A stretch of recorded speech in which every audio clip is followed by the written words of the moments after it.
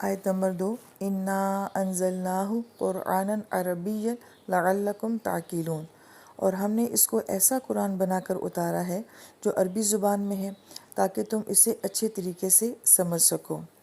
آیت کے آغاز میں انا بے شک ہم نے، انزلنا ہم نے نازل کیا ہے، پھر ہو ضمیر آتی ہے۔ اس میں بہت زیادہ تاکید پائی جا رہی ہے۔ اس کی وجہ کہ قرآن پاک میں بہت سارے ماضی کے قصے سنائے جاتے ہیں، تاریخ سنائی جاتی ہے، مستقبل کی باتیں بتائی جاتی ہیں، غیب کی باتیں بتائی جاتی ہیں۔ ان ساری باتوں کے اوپر اس وقت تک یقین نہیں ہوتا جب تک کہ ہم یہ نہ جان لیں کہ یہ سب باتیں ہمیں اللہ تعالیٰ کی ذات سناتی ہے، تو پھر ان باتوں کا یقین کرنا بہت آسان ہو جاتا ہے۔ پھر قرآن کا لفظ آتا ہے۔ قرآن کے لفظ میں جو قاف را کے 2 حروف آتے ہیں، اس مادے کا معنی یہ ہوتا ہے کسی چیز کو اکٹھا کرنا، قریب کرنا، ملا دینا۔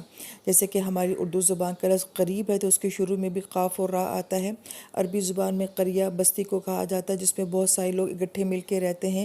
قرن زمانے کو کہا جاتا ہے جس میں ماضی، حال، مستقبل اکٹھے ہو جاتے ہیں۔ قریش قبیلہ اسی سے تھا جس میں بہت سارے لوگ مل کے اکٹھے ہو جاتے تھے، اور اس طرح کے اور بہت سارے الفاظ۔ قرآن یہاں پہ مبالغے کے صیغے میں بیان کیا گیا ہے، اور اس کا مطلب یہ ہے کہ اللہ تعالیٰ نے ہر طرح کا علم جو ہے وہ اس کتاب کے اندر جمع کر دیا ہے۔ اور قرأ کا ایک مطلب پڑھنا بھی بیان کیا جاتا ہے، لہٰذا یہ ایک ایسی کتاب ہے جس کو بار بار پڑھا جاتا ہے۔ اور اس کا ایک تیسرا خاص معنی بھی بیان کیا جاتا ہے کہ پڑھنے کے ساتھ ساتھ اس کا معنی ہوتا ہے کہ سیکھنا، یعنی کہ اقرا، ہر طرح کے علم کو جو ہے وہ سیکھا جائے، یہ بھی ایک اس کا معنی بیان کیا جاتا ہے۔ پھر اس کے بعد عربین کا لفظ آتا ہے۔ عرب کہا جاتا ہے کہ جو اپنے مافی ضمیر کو، اپنے اندر کی بات کو بہت فصاحت کے ساتھ، بلاغت کے ساتھ، وسعت کے ساتھ بیان کر سکے، اس کو عرب کہا جاتا ہے۔ اور عربی زبان کے اندر یہ صلاحیت ہے کہ یہ زبان بہت زیادہ رچ کہلاتی ہے، اس کے اندر بہت وسعت ہے، یہ کسی بھی چیز کو بیان کرنے کے لیے سب سے بہترین زبان ہے۔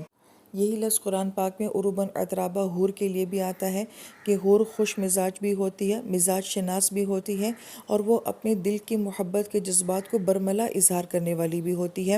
وہ اپنی محبت، اپنی جذبات کو چھپاتی نہیں ہے، تو اپنے اندر کی بات کو بہت فصاحت کے ساتھ بیان کر دینا، یہ عرب کے اندر مانا پایا جاتا ہے۔ اور حضرت مطلع فرمایا کرتے تھے کہ عربی زبان کو سیکھو کہ اس کے سیکھنے سے تمہاری عقل میں جو ہے وہ اضافہ ہوگا۔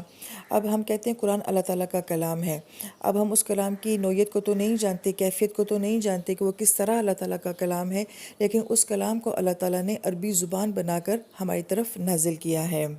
پھر آیت میں لعلکم کا لفظ آتا ہے۔ لام عین لام کا مطلب عربی زبان میں ہوتا ہے کہ وہ اونٹ جس کی 2 کوہان ہوتی ہیں، اور ایسا بہت کم ہوتا ہے۔ ایسے اونٹ کو عجائب خانے میں رکھا جاتا ہے کیونکہ یہ خلاف معمول بات ہوتی ہے۔ اسی طریقے سے ایک بادل کے اوپر دوسرے بادلوں کا ہونا، تہ بتہ بادلوں کا ہونا، اس کو بھی معلول کہا جاتا ہے۔ تو اس لفظ کے اندر یہ تاثر پایا جاتا ہے کہ کسی چیز کا خلاف معمول ہونا، بہت زیادہ ہو جانا۔